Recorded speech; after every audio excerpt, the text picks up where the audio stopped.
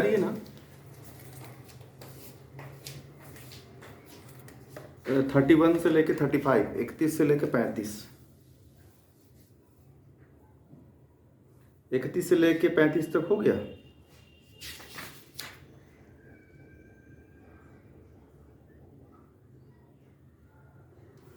पैंतीस तक हो गया था ना कल। हाँ हाँ, 36 से लेके 40, 36 से 40 करिए। 36 से 40।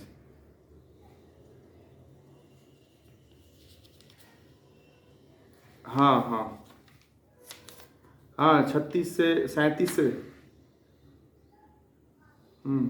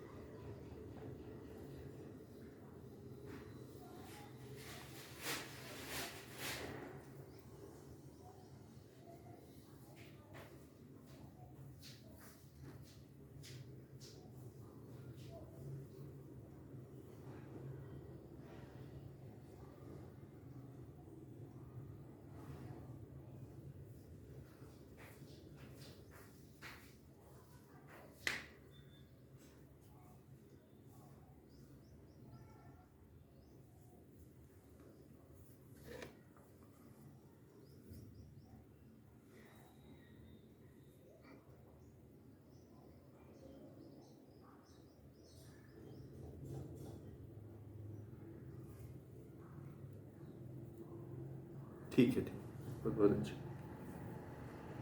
देखिए, अगले सत्र में भगवान अर्जुन जो है, भगवान श्री कृष्ण ने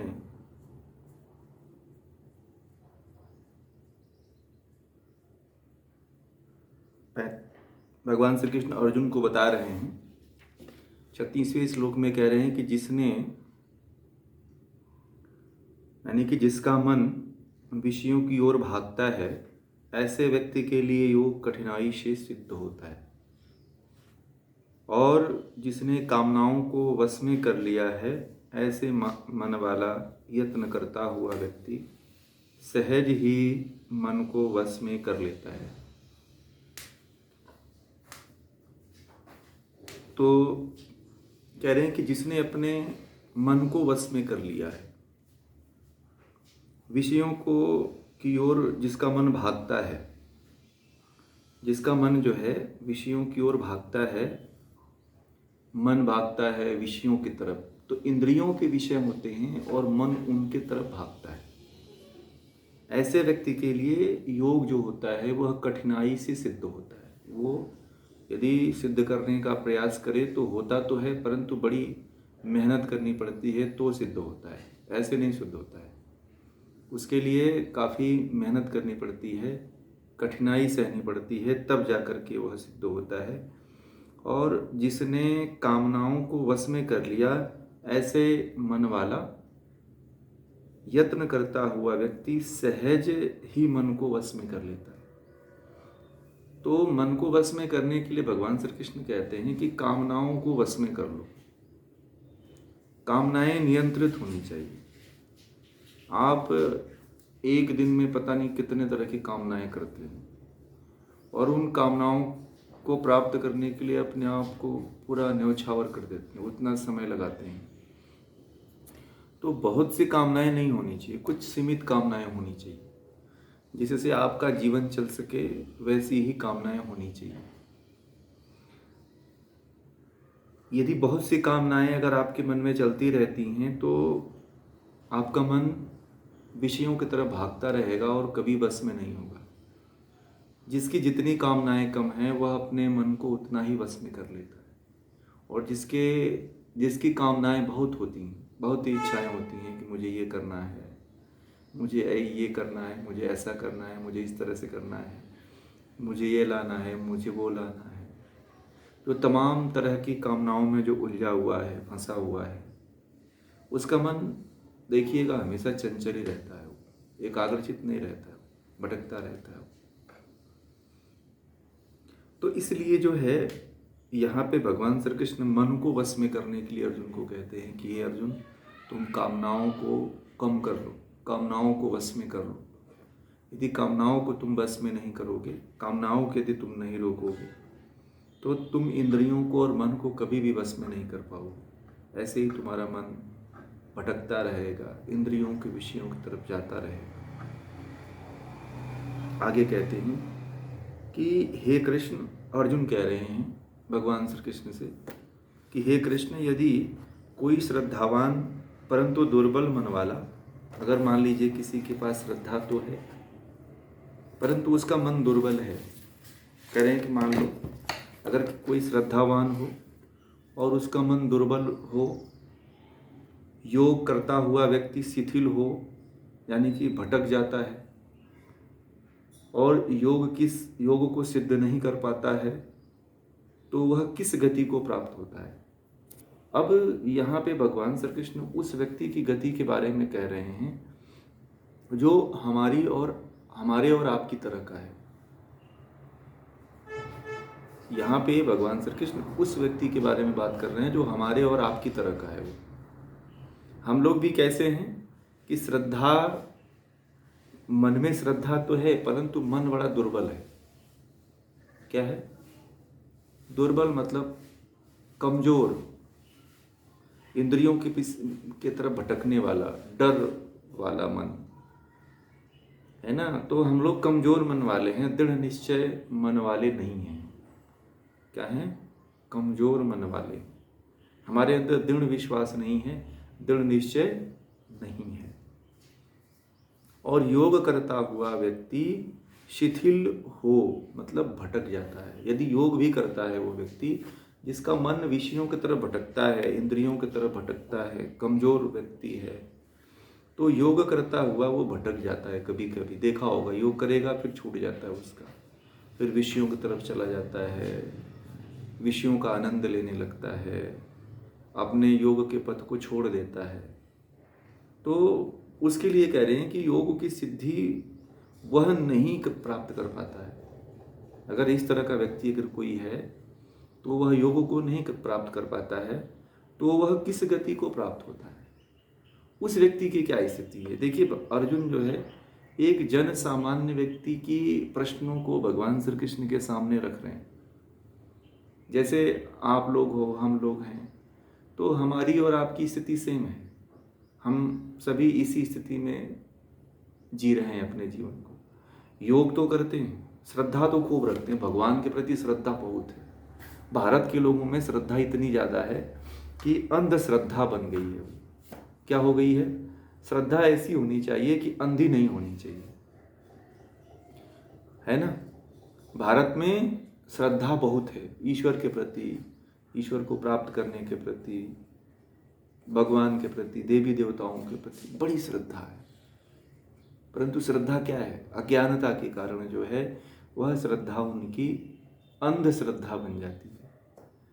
भारत में आप देखिए करीब 90% या 95% लोग जो है, जिनकी जो श्रद्धा है, अटूट श्रद्धा है, वह अंधश्रद्धा की तरफ है, वास्तविकता की तरफ नहीं, भगवान श्री कृष्ण की तरफ है, भगवान श्री कृष्ण के द्वारा दिए हुए ज्ञान की तरफ नहीं है।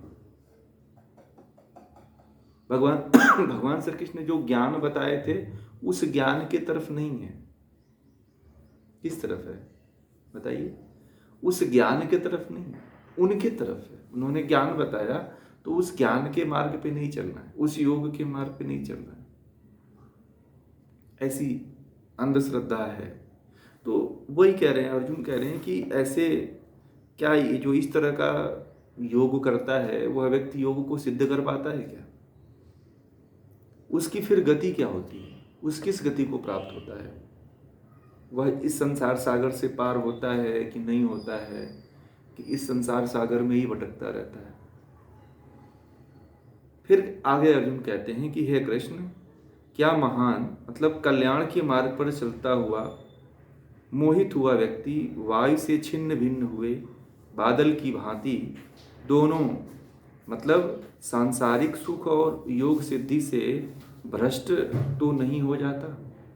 ये दूसरा प्रश्न है, बहुत महत्वपूर्ण प्रश्न है ये कहीं ना कहीं यदि आप योग के मार्ग पे आप जा रहे हैं तो कहीं ना कहीं आप लोगों के लिए भी ये बहुत महत्वपूर्ण प्रश्न है। जीवन में यदि योग की तरफ आप बढ़ रहे हैं तो आपके प्रति भी ये बहुत महत्वपूर्ण प्रश्न है यह। तो कह रहे हैं कि मान लीजिए कि क्या कोई व्यक्ति कल्याण के मार्ग पे चल रहा हो, मुक्ति के मार्ग पे चल रहा हो, ज्ञान के मार्ग पे चल रहा है और वह मोहित हुआ व्यक्ति, मतलब मोह में पड़ जाता है। जो ज्ञानी है वह व्यक्ति भी कभी कभी मोहित हो जाता है, वह मोह में पड़ जाता है, किसी के प्रेम में पड़ जाता है। तो और प्रेम में पड़ करके छिन्न भिन्न बादल की भांति छितिर बितिर हो जाता है, मतलब इधर उधर भटक। जैसे बादल आकाश में देखना, कभी कभी बादल हवा चलती है तो एक साथ बादल घने दिखाई देते हैं, कभी वही बादल फट जाते हैं, कहीं यहाँ तो एक टुकड़ा यहाँ तो कहीं एक टुकड़ा वहाँ, तो ऐसे ऐसे दिखाई देते हैं। तो क्या कह रहे हैं कि इस तरह का व्यक्ति जो सांसारिकता के तरफ भी सुख ले रहा है, वह व्यक्ति योग के को सिद्ध कर पाएगा? क्या वह व्यक्ति जो कभी योग के पथ पे चल रहा है और फिर मोह में फंस जा रहा है, तो क्या वह व्यक्ति मुक्ति की तरफ जाएगा? जैसे आप लोगों की स्थिति है, आप लोग ये भी चाहते हो कि हमारी मुक्ति भी हो जाए और हम अपने मोह को पकड़ के भी रखें। सेम यही कंडीशन आपकी है जैसी अर्जुन की थी। तो अर्जुन कह रहे हैं कि क्या यदि ऐसी स्थिति बनती है तो ऐसा व्यक्ति कभी आत्म पथ पे चल रहा है, कल्याण के मार्ग पे चल रहा है और उसको बीच में मोह हो गया, तो क्या वह कहीं योग के मार्ग से भ्रष्ट तो नहीं हो गया? क्या वह व्यक्ति योग के मार्ग से विचलित तो नहीं हो गया? क्या परमात्मा के मार्ग तक वो व्यक्ति पहुंच पाएगा कि नहीं पहुंच पाएगा? क्या वह योग को सिद्ध कर पाएगा कि नहीं कर पाएगा? इस तरह हर व्यक्ति के मन में प्रश्न रहता है। अभी आप लोग भी कहते हैं, कई लोग कहते हैं कि हम लोग गृहस्थ जीवन में रहते हुए क्या परमात्मा को प्राप्त कर लेंगे? क्या गृहस्थ जीवन जीते हुए हम लोग आत्मा को जान पाएंगे, ज्ञान को उपलब्ध हो पाएंगे? क्या मोह में रहते हुए, संसारिकता का भोग लेते हुए, आनंद लेते हुए योगियों जैसा जीवन जी पाएंगे या योग मुक्त हो पाएंगे? ये प्रश्न आप लोगों के भीतर भी, आपके मन में भी आता है ये प्रश्न, और आप भी कभी कभी ये सोचने लगते हैं कि क्या ये ऐसा होने वाला है कि नहीं होने वाला है, क्या इस तरह से होने वाला है कि नहीं होने वाला है, क्या इस तरह से हमारा जीवन सफल होगा कि भ्रष्ट हो जाएगा, कि हमारा जीवन सही चल रहा है कि गलत चल रहा है। आप सभी को ये पता होना चाहिए कि नहीं होना चाहिए कि हम जिस जीवन को जी रहे हैं यह जीवन कहीं भ्रष्ट तो नहीं, भ्रष्टता की तरफ तो नहीं जा रहा है, यह जीवन कभी बेकार तो नहीं जा रहा है, कभी गलत रास्ते पे तो नहीं जा रहा है, क्या ये जीवन अच्छे रास्ते पे चल रहा है कि नहीं चल रहा है? और आपको लगता है कि मेरा जीवन तो बड़ा अच्छे मार्ग पे चल रहा है, मैं तो अपना जीवन बहुत अच्छी तरह से जी रहा हूँ, धर्म के मार्ग पे हूँ, अच्छा कर्म कर रहा हूँ।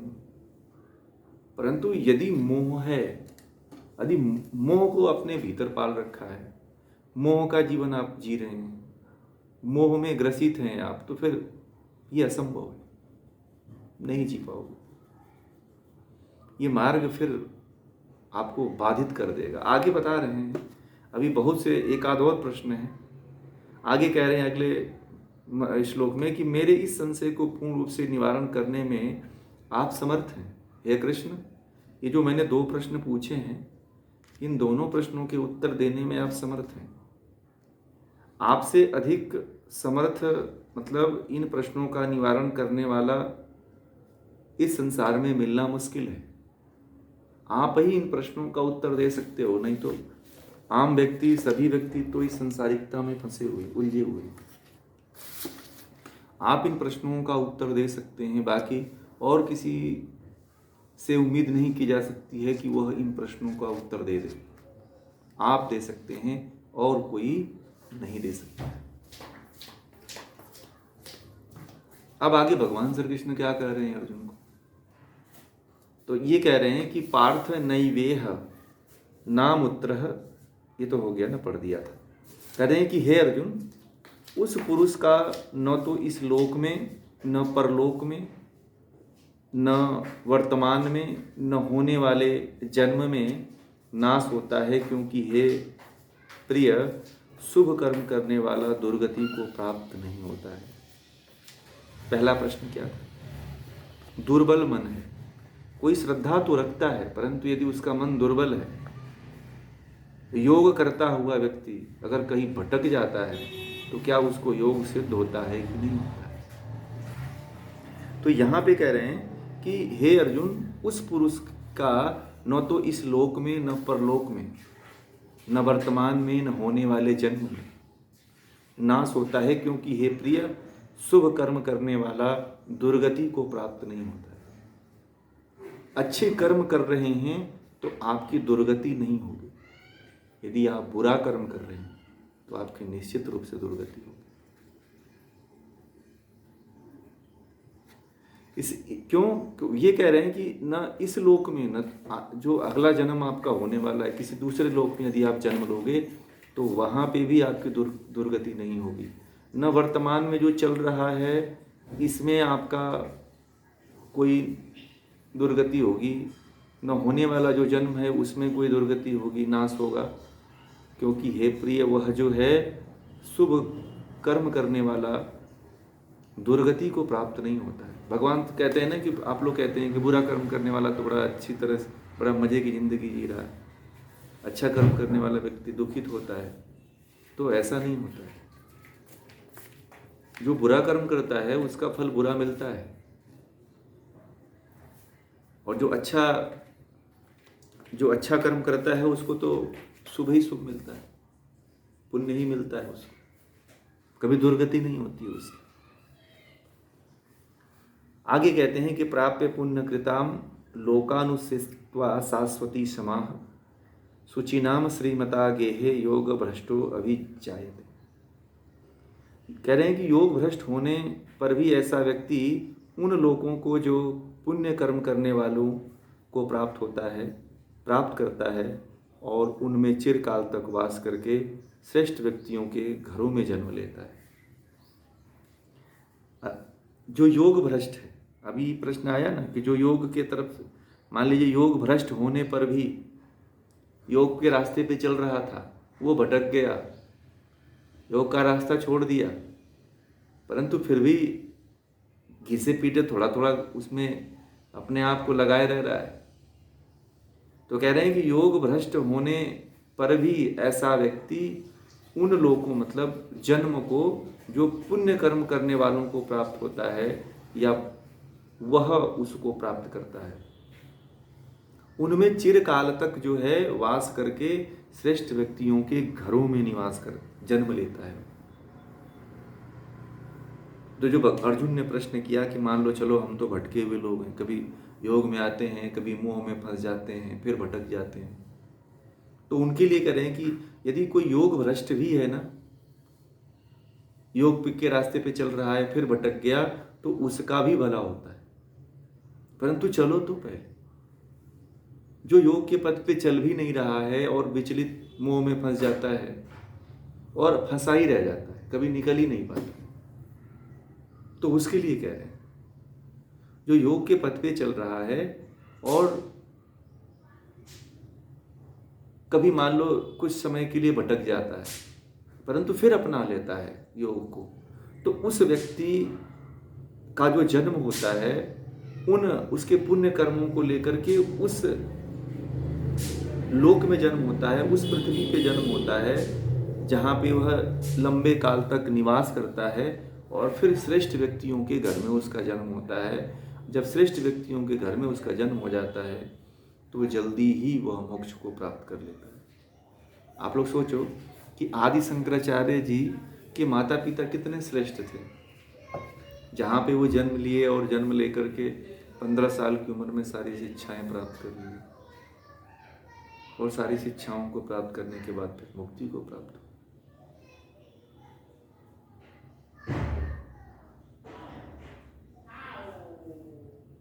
समझ रहे?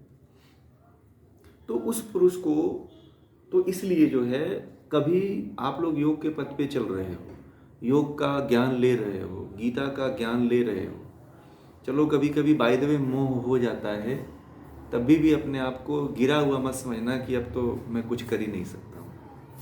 नहीं, अगर एक बार दो बार मोह अगर आ भी जाता है तो फिर भी रास्ते पे चलना,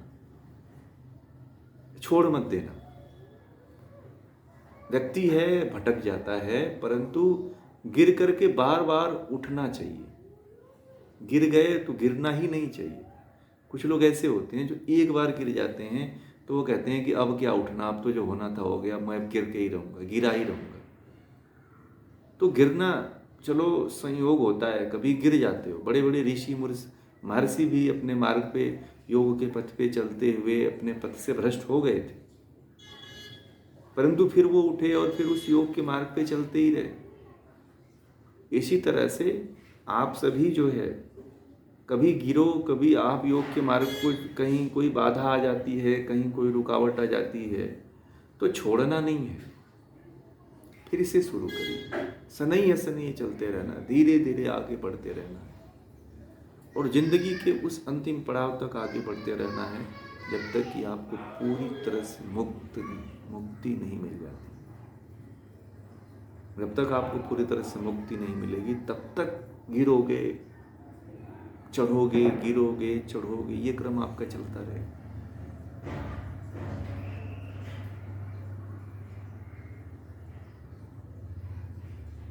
ठीक है, तो ये जरूर ध्यान दीजिए कि कभी हम योग के मार्ग पे चलते चलते कहीं विचलित हो जाते हैं। तो बहुत से लोग, बहुत से व्यक्तियों को मैंने देखा है कि योग के मार्ग पे चलते हैं, कुछ उनके जीवन में ऐसी अनहोनी हो जाती है, कोई ऐसी घटना घटित हो जाती है, तो वो मार्ग छोड़ देते हैं, कहते हैं कि फिर पहले वाले रास्ते पे आ जाते हैं। और जब पहले वाले रास्ते पे आ जाते हैं तो योग करना, योग में जीना, ये सब छोड़ देते हैं। फिर ऐसा नहीं करना है। व्यक्ति गिरता है परंतु चलना नहीं छोड़ता, चलता ही रहता है। ठीक है, इसी तरह से जब आप लोग चलो तो गिरो, चलो गिरोगे, एक आध बार दो बार गिरोगे, परंतु चलना नहीं छोड़ना है, चलते ही रहना। यही चलने का जो आपका क्रम है, यही एक दिन धीरे धीरे धीरे धीरे पुण्य में परिवर्तित हो जाएगा। आप उतना ही अच्छा पुण्य करोगे, अच्छा कर्म करोगे, पुण्य करोगे, तो अच्छे माँ बाप के घर जन्म होंगे और जल्दी ही 2-4 जन्म में मुक्ति प्राप्त हो जाएगी। ठीक है, आगे कहते हैं कि अथवा योगिनामेव कुले भवति धीमतामः एतद्वि दुर्लभतरम लोके जन्म यदि दृशम। कहते हैं कि अथवा वह ज्ञानवान व्यक्ति योगियों के कुल में जन्म लेता है, इस प्रकार का जन्म भी संसार में अति दुर्लभ है। यदि श्रेष्ठ व्यक्तियों के घर में जन्म ले लिया, यदि आपने ज्ञान को प्राप्त कर लिया, यहाँ पे कह रहे हैं कि ज्ञानवान व्यक्ति, ज्ञानवान व्यक्तियों के कुल में व्यक्ति जन्म लेता है, योगियों के कुल में जन्म लेता है, और इस प्रकार का जन्म भी संसार में अति दुर्लभ है। जैसे भगवान राम जो है दशरथ कुल में जन्म लिए थे, रघुकुल में जन्म लिए थे, और वहाँ पे भी क्या था, सब योगी थे। और योगियों के कुल में जन्म लेना बहुत बड़े सौभाग्य की बात है। अच्छे जन्म का संस्कार होता है, अच्छे जन्म का प्रभाव होता है कि आप योगियों के कुल में जन्म लोगे और जल्दी ही इस संसार सागर से छूट जाओगे। जी,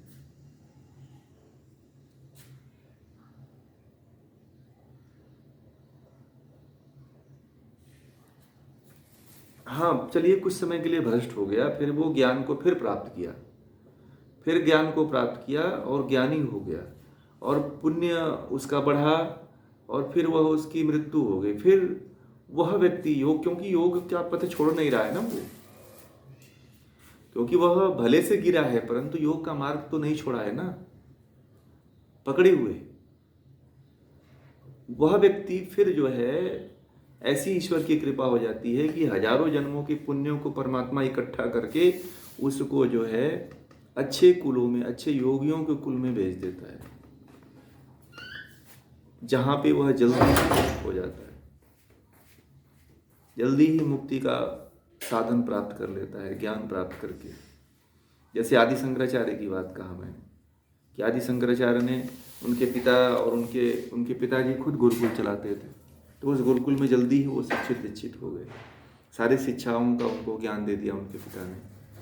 फिर कुछ दिनों बाद उनकी मृत्यु हो जाती है, फिर वह ज्ञान तो उनको मिल जाता है, फिर वो संन्यास ले लेते हैं और फिर पूरी दुनिया को ज्ञान देने लगते हैं, प्रकाश देने लगते हैं, और फिर अंत में वो भी मुक्त हो जाते हैं। तो आदि शंकराचार्य बहुत हमारे और आपके तरफ बहुत लंबी उम्र नहीं जिए, परंतु जितना जिए उतने में अपने मुक्ति भी कर लिए और लोगों को भी मुक्त और लोगों को भी ज्ञान दे करके चले गए। तो ऐसा होना चाहिए जीवन। तो अभी से योग के पथ पे आप लोग चल रहे हो, गीता के मार्ग पे चल रहे हो, ज्ञान के मार्ग पे चल रहे हो, तो यही ज्ञान वाला जो रास्ता है, पुण्य वाला जो रास्ता है, यही आपको योगियों अच्छे कुलों में जन्म देगा। अभी आपका जो और हमारा जो जन्म हुआ है, अभी उस अनुकूलता में और उस तरफ नहीं है जिस तरफ आपको होना चाहिए। उस तरफ आप नहीं हो जिस तरफ आपका जीवन होना चाहिए। आप अभी केवल जो जीवन आप चला रहे हो या जी रहे हो, यह जीवन केवल खा रहे हो, कमा रहे हो और मर रहे हो। बाकी इससे ज़्यादा कुछ जीवन का कोई उन्नति नहीं हो रही है। यहाँ पे जितने लोग उपस्थित सभी के जीवन में यही हो रहा है। बच्चा जन्म लेता है तो उसके बाद से पढ़ने चला जाता है स्कूल में पढ़ने जाता है, और जब स्कूली शिक्षा पूरी करता है तो परिवार का भार, समाज का भार और उसके ऊपर जिम्मेदारियां आने लगती हैं, और उन जिम्मेदारियों को पूर्ति करने के लिए वह कुछ रोजगार ढूंढता है, रोजगार करता है, और रोजगार करने के बाद फिर उसका विवाह होता है, फिर बाल बच्चे होते हैं, फिर उनको लालन पालन करता है, फिर उनमें अपने पूरे जीवन के समय को पूरी तरह से खपा देता है। बाद में अंत में वो बूढ़ा हो जाता है, उसके पास फिर कुछ नहीं बचता है। फिर कुछ दिन बाद बीमारियां पकड़ लेती, फिर बीमारियों का इलाज करते करते करते फिर वो मौत के मुंह चला जाता है। तो जीवन ऐसे ही है। जीवन अभी बहुत उन्नत अवस्था में हमारा और आपका जीवन नहीं है।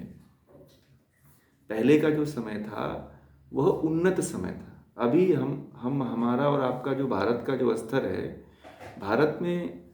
भारत के लोगों का जो स्तर हुआ करता था बड़े उच्च कोटि का हुआ करता था, जहाँ पे महान महान लोग पैदा हुआ करते थे और अच्छे कर्म करके जन्म लेते थे और जल्दी मुक्त हो जाते थे। परंतु अभी वैसा समय नहीं है। अभी तो हमारा और आप जितने भी संसार में यहाँ पे लोग जी रहे हैं, केवल जो है अपनी आवश्यकता की पूर्ति के लिए जीवन को जी रहे हैं। प्राथमिक धरातल पे भी जीवन चल रहा है। जीवन का अभी बहुत ऊंचा स्तर जो होना चाहिए अभी वो नहीं शुरू हुआ है। अभी मान लीजिए 1000 लोगों के बीच में से आप लोग जो है 10, 15, 20 लोग आप लोग जागे हुए हो, ठीक है। उसमें से भी किसी को पता ही नहीं है, सब सोए हुए लोग हैं।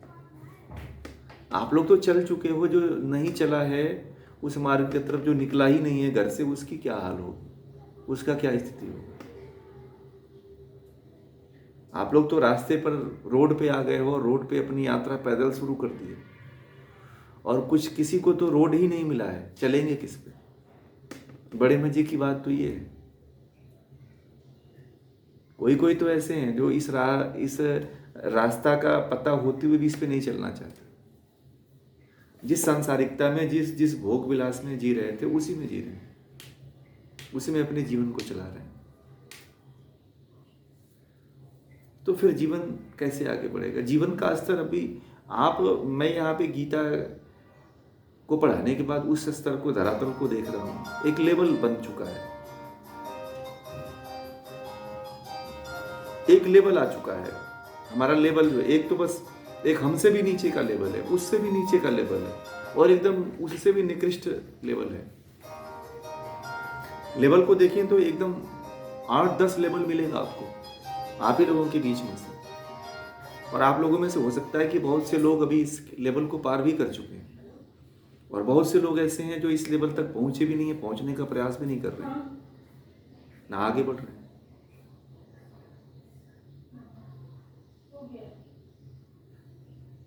तो ये है जीवन की वास्तविकता और जीवन का अस्तित्व यही है। ऐसे ही जीवन को समझना पड़ेगा। अगर ज्ञान नहीं होता है तो फिर मुश्किल हो जाएगा, फिर नहीं समझ पाएंगे इसको। बात सबसे बड़ी बात तो ये है कि समझाने वाले भी लोग नहीं हैं। आप किस धरातल पे जी रहे हो ये भी कोई नहीं बताने वाला है कि मैं किस धरातल पे जी रहा हूँ। बस लोगों को यही पता है कि अभी मेरा जो मैं जी रहा हूँ और जो जिस तरह का जीवन मेरा चल रहा है सबसे अच्छा जीवन है अभी का, और सबसे बेस्ट जीवन मेरा ही चल रहा है।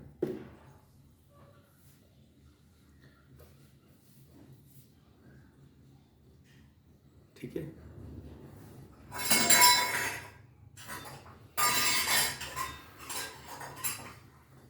आगे कहते हैं कि तत्र तम बुद्धि संयोगम लभते पर्वदेहिकम यतते ततो भूयः संसिद्धो कुरु नंदनम। आगे करें कि इस श्रेष्ठ परिवार में जन्म लेकर उस पूर्व के शरीर में प्राप्त बुद्धि के संयोग से श्रेष्ठ बुद्धि इस जन्म में भी प्राप्त कर लेता है और उसके प्रभाव से पुनः सिद्धि के लिए यत्न करता है। देखिए कितनी बड़ी बात। आप लोग जो ज्ञान ले रहे हो तो कह रहे हैं कि वह व्यक्ति जो होता है वहाँ श्रेष्ठ परिवार में जन्म तो ले लेता है, अच्छे योगियों के कुल में जन्म लेता है, और जो पूर्व जन्म में जो बहुत अच्छा का जो ज्ञान लिया है, जो पुण्य का कार्य किया है, तो जो नया शरीर पाता है उस शरीर में भी वह श्रेष्ठ बुद्धि को जागृत कर लेता है जो पूर्व जन्म की बुद्धि थी। जैसे मान लीजिए कि अभी आप लोगों की जागृत बुद्धि है और जागृत बुद्धि हो चुकी है, इसलिए आप लोग उस जागृत बुद्धि से ज्ञान ले रहे हो। यही बुद्धि जो है आपकी जब दूसरा शरीर धारण करती है तो फिर उसमें यह प्रकट हो जाती है, और जब उसमें प्रकट हो जाती है तो उसके प्रभाव से आप जल्दी ही शास्त्रों का अध्ययन कर लेते हो, आत्मज्ञान की प्राप्ति कर लेते हो, योग की क्रियाओं को करके सिद्धि प्राप्त कर लेते हो। और ऐसा भी कभी कभी हो जाता है कि बहुत कम समय में ही आत्म साक्षात्कार और परमात्मा का भी साक्षात्कार कर लेते हैं। तो जो आप कर्म कर रहे हो, जो ज्ञान के मार्ग पे चल रहे हो, आध्यात्म के मार्ग पे चल रहे हो, तो आप ये मत समझना कि मेरा जीवन विफल जा रहा है। आपका जीवन सफल हो रहा है। आप इस जीवन में जो प्राप्त कर रहे हो वही जाने वाला है। मैं बार बार इस बात को कहता हूँ कि जो आप 22 घंटा आप अपने परिवार के लिए, समाज के लिए और लोगों के लिए जो दे रहे हो वह आपके पास नहीं बचने वाला है। उसका कोई आउटपुट नहीं निकलने वाला है। उसका पूरा का पूरा जो परिणाम निकलने वाला है, या तो पाप निकल जाएगा, पुण्य तो कुछ % निकलेंगे, बाकी वो बेकार ही जाता है। दूसरा जो सबसे महत्वपूर्ण जो मिलता है आपको, जो अभी जो ज्ञान आप अर्जित कर रहे हो, यही ज्ञान आपका अंत तक रहता है, और जब यही अंत तक पहुंच करके आपको मुक्ति प्रदान करता है। इसलिए जितना समय आप परमात्मा को जानने में, ज्ञान को जानने में लगाओगे, यही आपका होगा, आपके लिए होगा। ठीक है।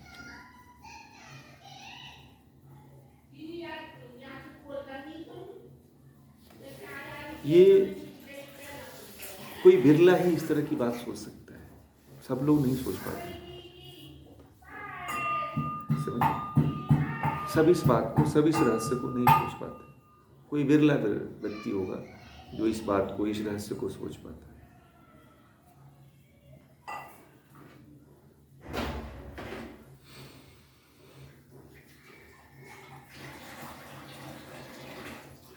आगे कहते हैं कि पूर्वाभ्यासेन तेनैव ह्रियते हायवशो अपीशः जिज्ञासु रपि योगस्य शब्द ब्रह्माति वर्तते। वह कह रहे हैं कि नए जन्म में विषयों के वश में फंसा हुआ भी उस पूर्व जन्म के अभ्यास से निसंदेह परमात्मा की ओर ले जाया जाता है। यदि मान लो आप श्रेष्ठ परिवार में जन्म ले लिए और किसी कारणवश आप विषय में फंस गए ना, तो जो पूर्व जन्म में आपने अभ्यास किया हुआ है, जो पूर्व जन्म में आपने ज्ञान अर्जित किया हुआ है, उस ज्ञान से परमात्मा जो है आपको योग की तरफ, समाधि की तरफ लेकर के जाता है। और कहते हैं योग का जिज्ञासु जो होता है, जो तो शास्त्रीय ज्ञान को प्राप्त करने की इच्छा करने वाला जो होता है, तो जो योग को, और वह व्यक्ति जो है जल्दी ही शास्त्रों का मतलब शास्त्र को का ज्ञान प्राप्त करके ब्रह्म का साक्षात्कार कर लेता है, ईश्वर का साक्षात्कार कर लेता है। कभी देखिएगा जिसका अच्छा संस्कार है ना, यदि वह गलत रास्ते पे भटक भी रहा है तो परमात्मा उसे भटकने नहीं देता है। उसके पूर्व जन्मों के संस्कार के कारण परमात्मा फिर उसे एक नया दिशा देता है, जिससे कि वह योग के पथ पे बढ़ जाता है। बहुत से ऐसे योगी मिले होंगे जो पहले जिनका रास्ता भटका हुआ था, बाद में वो योगी हो गए। बहुत से ऐसे योगी थे जो वैश्यावृत्ति में फंसे हुए थे, बाद में वह वैश्यावृत्ति को छोड़कर के योगी हो गए। क्यों? क्योंकि उनके पूर्व जन्मों का संस्कार था, अच्छे कर्मों का, ज्ञान का। तो ऐसे ही यदि यह संस्कार आप बनाते हैं, ये संस्कार को आप लोग जीते हैं, ये संस्कार को अपने जीवन में धारण करते हैं, ज्ञान को प्राप्त करते हैं, योग के मार्ग पे चलते हैं, योग का अभ्यास करते हैं, तो निसंदेह जो अगला आपका जन्म होगा, या इस जन्म में भी प्रयास करेंगे तो हो जाएगा। अगर नहीं कर पाते हैं, बाय द वे किसी कारणवश ये पूर्ण नहीं हो पाता है, तो अगला जन्म में तो निश्चित ही पूरा होने वाला है। वहां तो जल्दी ही आप इसको उपलब्ध होकर के परमात्मा को प्राप्त कर लो, वहां तो जल्दी ये चीज संभव है। इसलिए इस ज्ञान के मार्ग पे, योग का मार्ग कभी मत छोड़िए। भगवान श्री कृष्ण इस चीज को बार बार कहते हैं कि चाहे कोई भी परिस्थिति आ जाए, आप हर काम को करिए, हर चीज को करते हुए आगे बढ़िए, परंतु कभी योग का मार्ग मत छोड़िए। योग का मार्ग छोड़ना बड़ा दुर्लभ, बड़ा विषतुल्य है। योग के मार्ग को जो छोड़ देता है वह व्यक्ति कहीं नहीं जा पाता है। जीवन में सब कुछ छोड़ दीजिए, परंतु योग का रास्ता मत छोड़िए। सब कुछ करते हुए योग के रास्ते पे आगे बढ़ते रहिए, सब कुछ जीते हुए, सब कर्मों को करते हुए योग के रास्ते पे आगे जाते रहिए।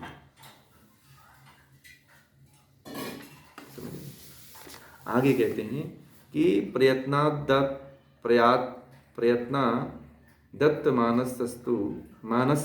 मानस्तु योगी संशुद्ध किल्बिषः अनेक जन्म संसिद्धस्ततो याति पराम गतिम। कह रहे हैं कि निरंतर प्रयत्न से यत्न करता हुआ, पापों से शुद्ध होता हुआ, अनेक जन्मों में सिद्धि पाकर परम गति को पाता है। देखिए भगवान श्री कृष्ण क्या करें कि निरंतर प्रयत्न करने से, यह प्रयत्न जो अभी आप लोग कर रहे हो, जो ज्ञान अर्जित कर रहे हो, योग का अभ्यास कर रहे हो, तो यह निरंतर यदि आप प्रयत्न करते रहोगे तो पापों से छूट जाओगे, पाप फिर नहीं करोगे, और अनेक जन्मों में सिद्धि पालोगे।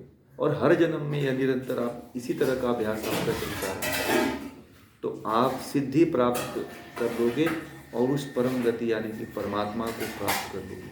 परंतु निरंतरता होनी चाहिए। एक लोग मुझे मिले कुछ दिन पहले, वो कहे कि मैं तो सब जगह सभी संस्थाओं में, कभी श्री श्री रविशंकर से जुड़ा था, फिर जग्गी वासुदेव से जुड़ा था, फिर बाबा रामदेव से जुड़ा था, मैं इनसे जुड़ा हुआ था, मैं सबको देख लिया हूँ। मैंने कहा कि आप सबको देख लिए हो, परंतु क्या कर रहे हो देख करके? बोले कि सब बेकार है, कुछ नहीं। फिर आप क्या कर रहे हो?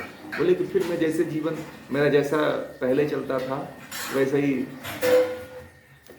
पाप में, चोरी में, हाँ, डकैती में, व्यभिचार में, वही जीवन, वो ठीक है मेरा। तो ऐसे ऐसे लोग मिलते हैं, कुछ समय के लिए किसी का जब तक प्रभाव होता है तब तक जुड़े रहते हैं, फिर बाद में पुराने वाले डर्रे पे चले जाते हैं, और जहाँ से जहाँ से थोड़ा ज्ञान मिलता है उसकी बुराई भी करना शुरू कर देते हैं। तो ऐसा नहीं होना। आप ज्ञान को प्राप्त करो, कहीं से भी ज्ञान को प्राप्त कर रहे हो करो, ठीक है। कहीं ना कहीं आपका दोष है। आप उस ज्ञान को समझ नहीं पाए, आप उस ज्ञान को अपने जीवन में अप्लाई नहीं कर पाए और निरंतरता आपने नहीं बनाया। और जब आपने निरंतरता नहीं बनाया तो फिर सिद्धि को कैसे प्राप्त करोगे, परम गति को कैसे प्राप्त करोगे। भाई यदि मान लो गीता डेली पढ़ाई जा रही है और गीता को आप नहीं पढ़ोगे, गीता को नहीं समझोगे, तो कैसे निरंतरता नहीं बनाओगे, तो क्या गीता को आप समझ जाओगे? क्या कभी नहीं समझ पाओगे। आज समझ रहे हो, कल भूल जाओगे। ये तो क्रम चलता है, निरंतर अभ्यास करते रहना चाहिए। जो पढ़ाया जा रहा है उसका चिंतन होना चाहिए, उसका जो पढ़ाया जा रहा है उसका मनन होना चाहिए। अब मैं एक दिन पूछ लेता हूँ तो मैं कब तक आप लोगों को डंडा, बच्चों की तरह डंडा लेके खड़ा रहूँगा कि पढ़ो पढ़ो, इसको समझो, इसको नोट करो, इसके बारे में प्रश्न करो। ये तो आपकी जिम्मेदारी है। आपके कार्य को मैं कब तक डंडे लेके खड़ा रह के करवाऊंगा? नहीं, ये आपका कर्तव्य है, आपको करना पड़ेगा। मैं तो रास्ता दिखा दिया, मैं तो बता दिया जो सत्य है, चलना तो आपको है।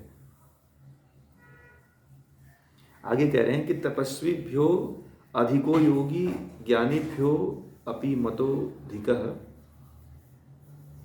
कर्मीभ्यश्चाधिको योगी तस्माद् योगी भवार्जुन।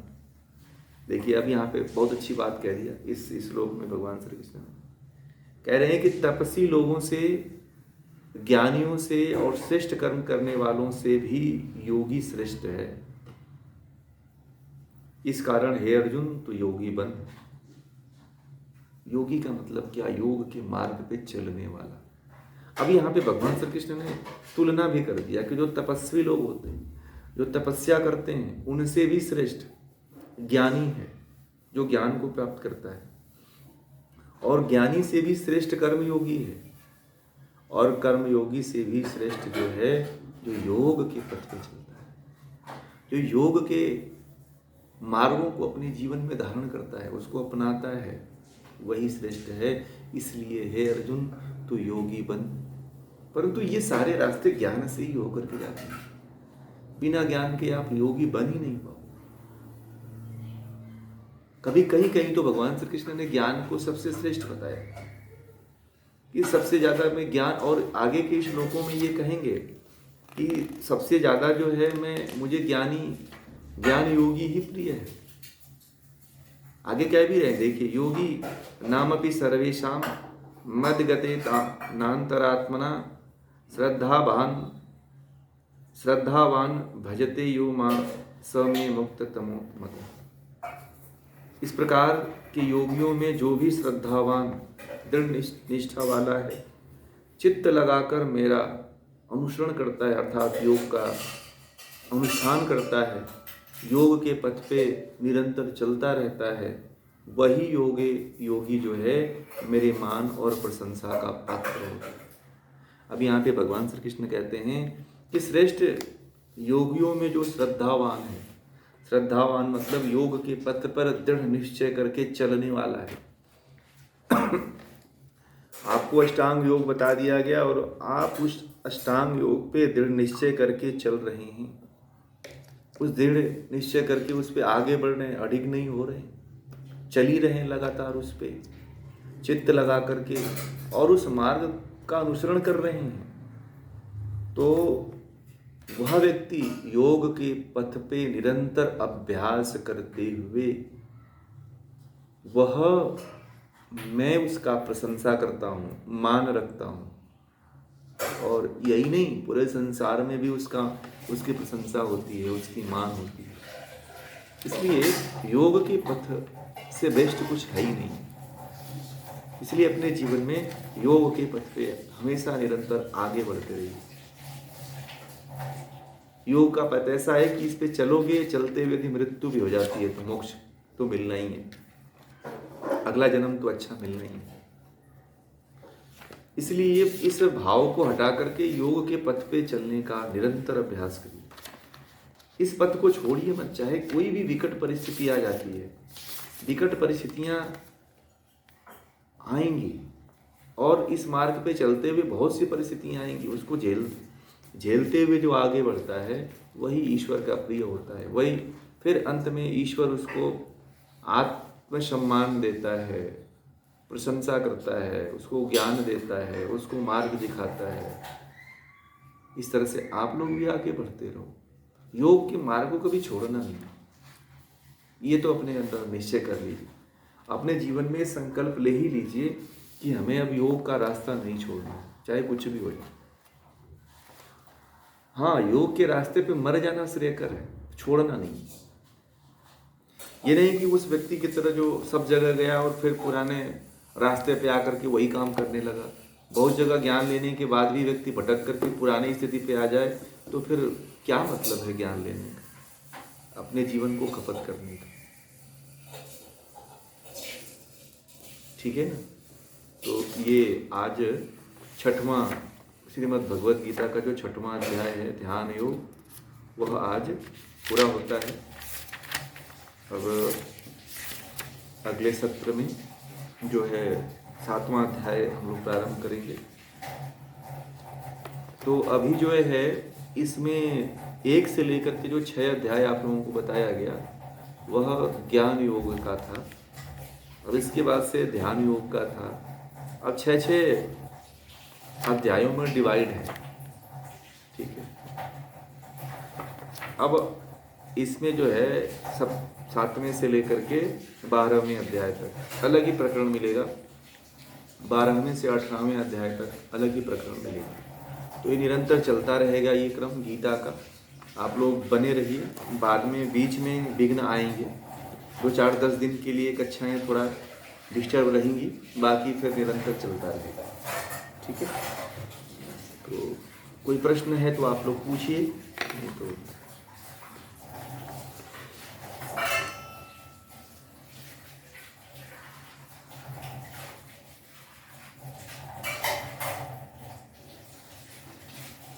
किसी ने पूछा है कि 38 श्लोक में कौन सी योग की, अगर आप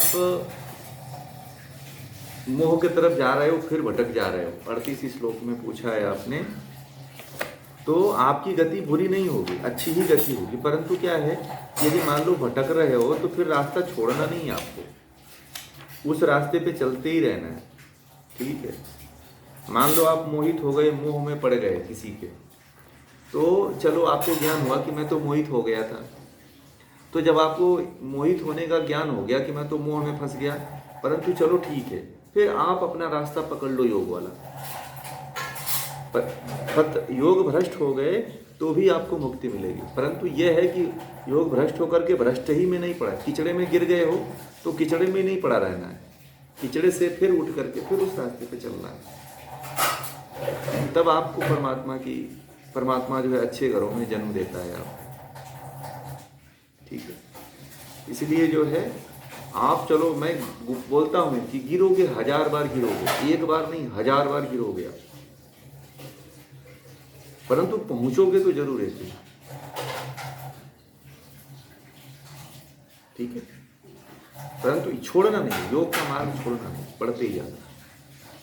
ठीक है। चलिए, और किन्हीं का कोई प्रश्न है?